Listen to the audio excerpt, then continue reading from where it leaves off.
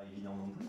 Mais j'avais toujours dit j'écrirai un jour un roman. Et puis il y a 2 ans, ma femme m'a offert un ordinateur. Elle m'a dit arrête de dire j'écrirai parce que la retraite, ça ne sera pas pour tout de suite. Et puis bon, voilà, moi je pense qu'il faut vivre ses passions, il faut foncer. Puis j'avais des idées dans la tête, et à un moment il fallait que ça sorte. Donc voilà, l'enfer ordinateur, je suis rentré dedans vie en tête.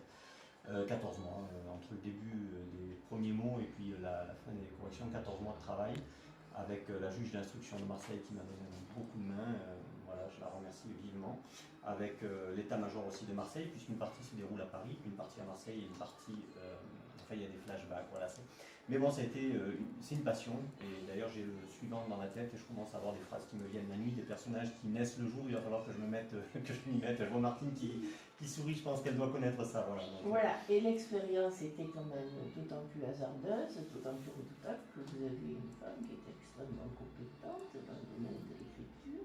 oui, enfin, en tout cas, moi c'est mon avis, elle vous dirait c'est pas vrai, mais bon, elle a quand même un master d'enseignement, elle l'a eu avec mention excellente, donc je crois qu'elle a eu 18 et quelques de moyenne, pas loin des 19, donc c'est quelqu'un, et puis c'est quelqu'un, je pense, qui m'aurait dit clairement, voilà, en qui le était lisant. capable Oui. aussi de ne pas faire preuve de complaisance. Non, elle n'aurait pas. Elle vous aurait dit tu te trompes, ce n'est pas la peine de passer autant de temps, de gâcher autant de soirées parce que tu es dans ton écriture pendant que nous faisons autre chose. Voilà, c'est ça. Voilà.